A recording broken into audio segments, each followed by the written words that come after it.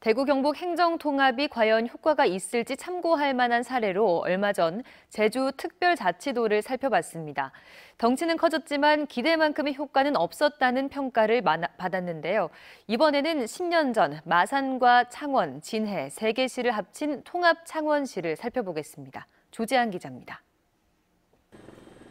통합창원시는 마산과 창원, 진해 세 개 시가 합쳐 2010년 7월 출범했습니다. 합칠 당시 인구는 110만 3천여 명이었는데 다음 해 110만 7천여 명으로 3천여 명 늘었습니다. 하지만 다음 해부터 9년 연속 줄어들어 지금은 100만 명 선마저 무너질 처지에 놓였습니다. 통합 10년을 맞아 지난해 창원시가 마련한 토론회에서도 부정적 진단이 훨씬 많았습니다. 특히 재정이 중앙정부의 특례 지원으로 크게 개선될 것이란 기대가 컸지만 현실은 달랐습니다. 용도가 정해져 있지 않으면서 지자체 재정의 가장 큰 부분을 차지하는 보통교부세를 보면 통합 첫해 7% 늘었지만 그 이후로는 계속 감소했습니다. 전국 50만 이상의 도시와 비교하면 감소폭은 훨씬 더 두드러집니다. 그러면서 창원시의 재정 자주도는 2010년 60을 넘다가 지금은 40대 중반으로 떨어졌습니다. 그러니까 중앙정부가 이렇게 저렇게라고 딱 목표 용도를 정해주고 내리는 여기에 대한 금액은 좀 늘었어요. 그래서 중앙정부에 대한 예속성은 좀 늘어났고요. 반면에 교부세 같은 종합자원시 자주세원에 해당되는 거는 상대적으로 좀 축소된 것으로 보입니다.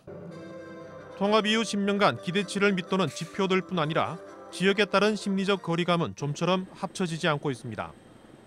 그러면서 다시 분리하자는 조례가 2011년 창원시 의회를 통과하기도 했고 2013년에는 마산 분리 법안이 여야 국회의원 77명의 서명으로 국회에 제출되기도 하는 등 재분리 요구는 끊이지 않고 있습니다.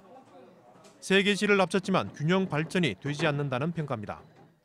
주민들의 행정 효율 만족도라든지 또 일체감 수치라든지 모두 부정적으로 통합 이전보다 개선되지 않았다고 이런 결과가 나와서 중앙 집권 체제에서 수도권 집중이 여전한데 단순히 지역 행정을 합치고 거기에 따른 일시적 당근만으로는 한계가 분명하다는 게 근본 문제로 꼽힙니다.